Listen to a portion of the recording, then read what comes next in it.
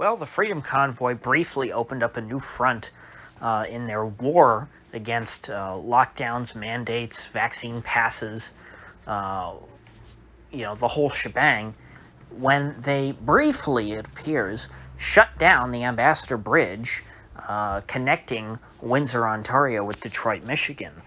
This is the biggest U.S.-Canada border crossing along the whole border, which is the longest border, one of the longest borders in the world. It's not the longest border in the world, but it's one of the longest borders in the world, and this is the biggest crossing. Apparently, it moves over $300 million a day in goods back and forth. And so for every day that it's shut down, that's $300 million in trade that is cut off. And so this is a much bigger deal than, say, the blockade in Couts, Alberta, which has been maintained now for over a week, I think.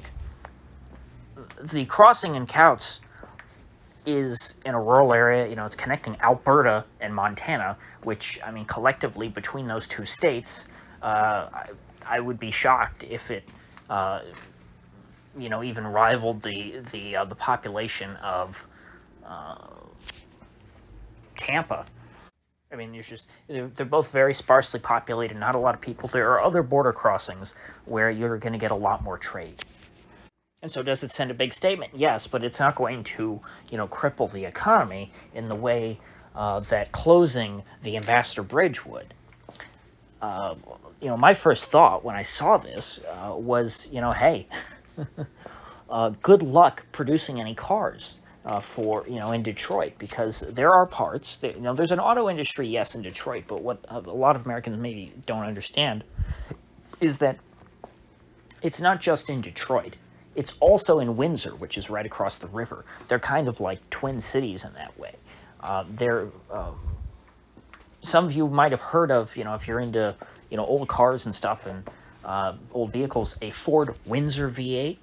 Those were made in Windsor, Ontario. There's a lot of parts that go into cars that are made on the other side of the Detroit River in Canada that, come back and forth in the process of building cars. And so while, so much of the auto industry has been outsourced out of the Detroit area, what production of cars still goes on there is often tied to parallel production in Windsor, Ontario. And shutting down this bridge would have a serious impact not only on the Canadian economy, but on the U.S. domestic auto market.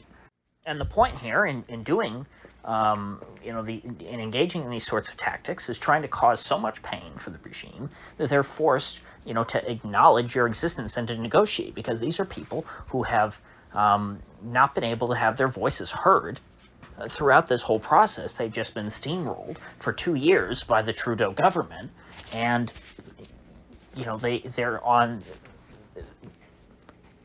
at the last straw. I can't even think of the right words. This is so momentous. I'm almost speechless. These people have no options left, and so all they can do is just throw a monkey wrench in the machinery, and to make the bosses look up and say, hey, what's going on? Because they can't get anybody to pay attention to them, or at least they haven't for the past 2 years. The government's paying attention now, but, now Trudeau is saying, oh my gosh, I can't acknowledge these people. I can't, try and negotiate with them. I can't talk to them, and make them feel heard. No, I have to crush them. I have to crush their spirit. I have to throw them in prison. We do not negotiate with terrorists. Well, you don't negotiate with anybody. You didn't negotiate with them when they're peaceful, and so what incentive do they have to be peaceful? And actually, that's the wrong word. These people are being peaceful. It's civil disobedience, but it's nonviolent. It's not like they're smashing up windows. It's not like they're burning down department stores. I've been over this, but my point is that this is the next, this is the next level when you're not being listened to. Is moving towards civil disobedience and trying to make society pay attention to you. I mean, think about, Rosa Parks, who, we're always taught in school about, oh, well, Rosa Parks, she just wanted to get on, she, wanted to ride the bus, and, she was an old lady, so she was too tired, and so she sat down up front, and then, a white man said, no, I want to sit up front, so you have to move, old woman, and she was just too tired, and she said, no, I'm not moving, I'm going to stay right here. That's not really how the story went. What happened was Rosa Parks knew that that was the rule, that black people have to sit in the back of the bus, and she was tired of it. And so she broke the rule. She engaged in civil disobedience. It was a political statement. She wanted to say, no, what are you going to do if I sit in the front of the bus? You're going to arrest me? And she made them do it. And she sent a message. It's effective. It's what you do when politicians won't listen to you. People say, oh, well, why don't you just do the right thing and get vaccinated? Then you don't have to worry about this. Then everything's fine if you just do as you're told, if you just put your mask on, if you just, don't go out to eat, if you just don't have people over at your house. In the case of people who live in Quebec, you're not allowed to have people over to your house or else the police will come and beat you up, which has happened. The same is true for Rosa Parks. Oh, why didn't Rosa Parks just follow the rules? Then everything would have been fine. Everything was going just fine until Rosa Parks decided to sit in the front of the bus. Was it really that big of an inconvenience to sit in the back of the bus? No. But the point was, she didn't want to. That's why she didn't do it. No different than any of these guys, I mean, it's not like telling black people to sit in the back of the bus was going to, ruin their future. It wasn't going to impoverish them.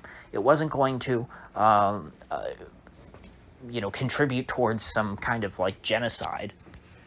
It was just a stupid rule that didn't make sense, and so people didn't want to follow it. It's no different than what we're seeing here. Now, back to the Ambassador Bridge. It appears to be reopened. It's just moving very, very slowly. I can't say I'm surprised because, I mean, this would be such a huge, huge thing.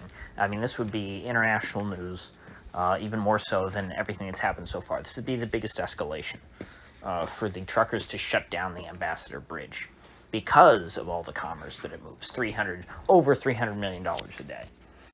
So they shut it down briefly. They shut it down starting last night into today, and even now it's moving very slowly.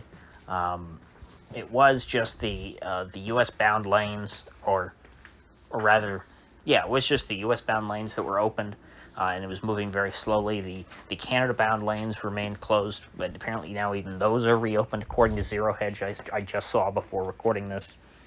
But if anything, this is sending a message. This is saying, hey, we can cause more pain if you want us to. And remember, for every trucker that participates in this, that's one less truck on the road delivering goods. So, even if all these truckers just went and, got off the road and they all parked in a field and sat, if they just went on strike, that would be a big deal. And who knows, I don't know to what extent, all this seems very, the organization seems very loose, and it all feels very organic. I don't know to what extent they were able to coordinate this Windsor blockade, but assuming that this takes at least a minimal level of organization, maybe they did this just for a short time as a test run, or as a warning. Because, Trudeau just came out, before all this happened, Trudeau came out and said, oh my gosh, these people are trying to blockade our economy, they're an economic threat, they're trying to, just destroy things and muck everything up, by sitting in Ottawa, by the government building, which, the government doesn't engage in commerce. The government it feeds off of commerce. The government is a parasite. It's a net negative for the economy, and so sitting in front and blocking a couple of streets near the Parliament is not going to do much negative to impact the overall economy. And so maybe by blocking the Ambassador Bridge for about a day, less than 24 hours though, the Freedom Convoy is showing, hey, we can actually shut down the economy if that's what you want. We're not in Couts and Ottawa because that's all we can do. We can muster more than that. In fact, if they want these people out of Ottawa so bad, maybe everybody in Ottawa should drive down to Windsor and just block the border. And, there's probably more than one crossing. There's probably more than the Ambassador Bridge. Maybe they just block all of it. Start blockading every border crossing. Because I have to say, the Couts blockade has been extremely effective. The once completely intransigent premier of Alberta, the most conservative province in Canada, he was all in on the vaccine passports and was just indignant. He would not recognize anyone who opposed them. You're anti-science, you're a bad person. How dare you? Who are you? Get out. Stay in your house. You're not allowed in society. And now he's backtracked. And apparently, I think I saw February 14th, everything's going to be done, or maybe that was Saskatchewan. But apparently, what's his name? Jason Kenney is going to be holding a press conference at 5 p.m. What is that, Mountain Time today, and is going to go over, everything that he's doing and how everything's going to be undone. And so he's moved very quickly to, reversing and undoing vaccine passports. So it looks like Alberta and Saskatchewan will be free of internal restrictions. And so maybe after that, if Alberta makes good and actually does get rid of the restrictions, maybe then the blockaders and Couts should move east to Ontario and start trying to chip away at them, because they also have a conservative premier, and maybe that is the next best target. Because obviously, Trudeau, his party is the Liberals, and so Liberal premiers are probably not going to budge an inch on any of this, as long as Trudeau isn't. And so the best they can do is try and chip away at the Conservative Party and try and get the Conservatives to oppose this stuff and to stop imposing it where they hold power. So I don't know if there are any other Conservative provinces other than Ontario, Saskatchewan, and Alberta, but really just one at a time, go after them. Maybe drop only after the date that the Alberta thing goes into effect, because you can't trust what's his name.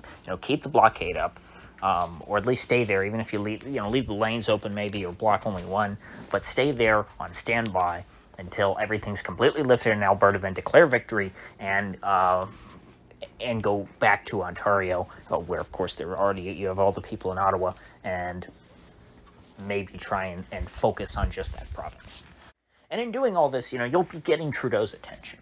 But at this point, it seems totally clear, abundantly clear, Trudeau's not budging an inch. And I think that Duran this morning brought up an interesting point. Alex, the one that doesn't sound British, they're both Alex, named Alex, and they both have Greek last names. One of them sounds more American or Canadian, I'm not sure which, and the other sounds British.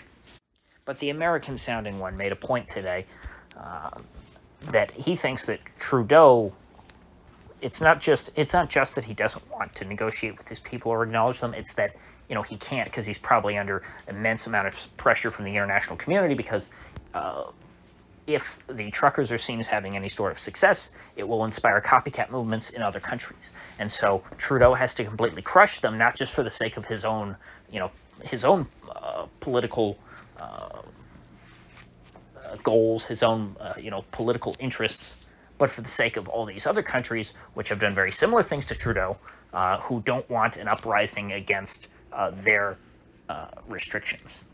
And I think that's a very interesting point. I'm sure that's playing a big role here. Trudeau has never been his own man.